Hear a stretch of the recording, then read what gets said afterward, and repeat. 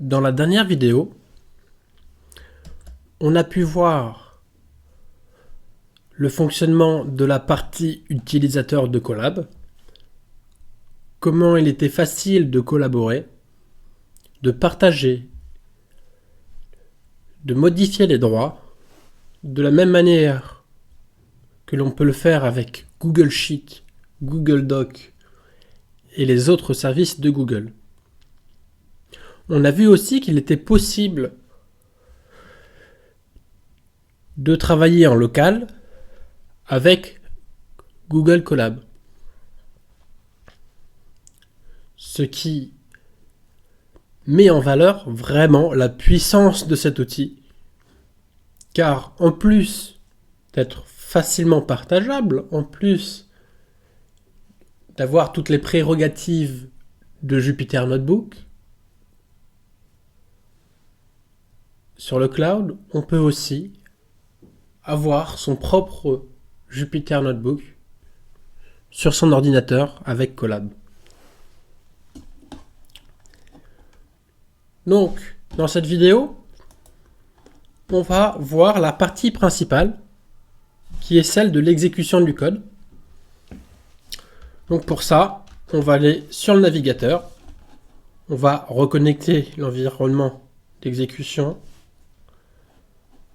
et comme on a pu le voir avant, l'exécution du code se fait de manière très très simple. Donc là, je vais vous montrer comment on supprime des cellules. Hop, hop, hop. Donc pour exécuter du code, c'est très simple. On rentre une commande. Donc là, on fait print. Et on met exécution du code.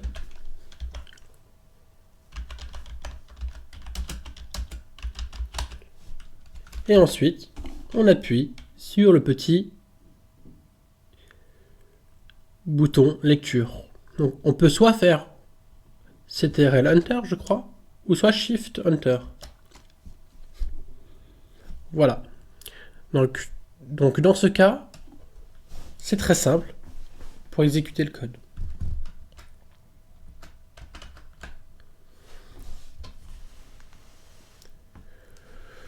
Donc là, cet exemple-ci est un exemple assez intéressant, car ça vous permet de voir quelle est la version de Python sur Colab. Donc, hop, on va faire code, import 6, hop, et on va faire print 6 dod. Donc là, on ne voit pas l'autocomplétion. Ok. Cette version. Et voilà. On a exécuté avec Shift Entrée. Et on voit que la version sur Colab est Python 3.6.8.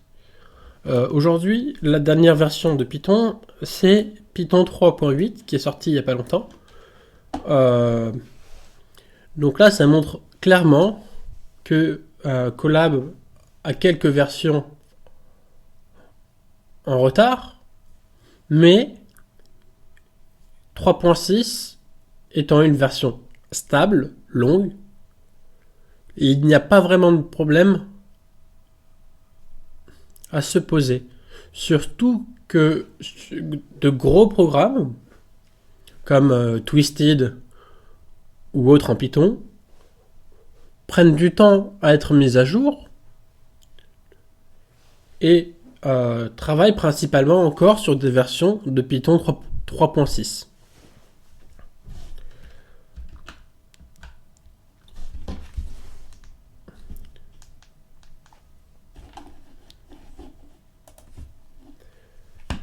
Donc,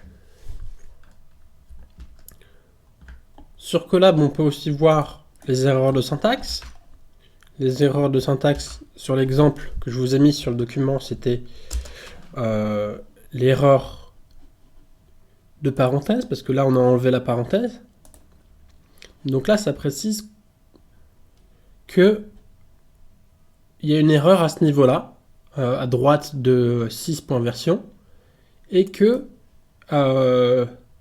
l'erreur trouvée, c'est une erreur de parenthèse.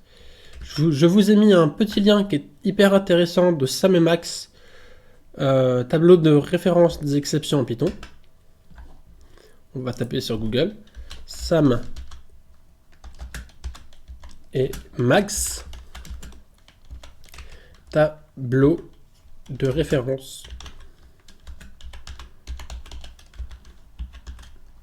des erreurs en Python. Hop. Donc là, on a le premier lien. Je l'avais fait une petite faute d'orthographe. J'espère que vous m'en voudrez pas. Et là, on voit les erreurs qui existent. Voilà. N'hésitez pas à les regarder, ou si vous avez un bug, vous pouvez aller les voir. Ça vous aidera probablement à trouver des solutions pour répondre à vos problèmes. Hop.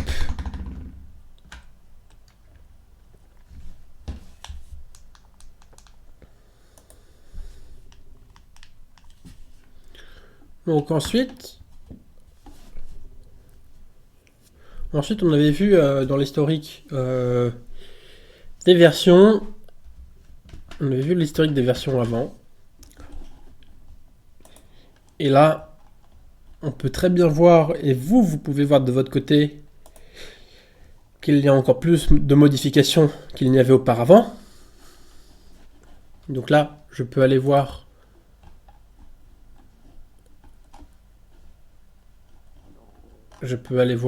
les éléments qu'il y avait avant la dernière exécution. C'est très bien.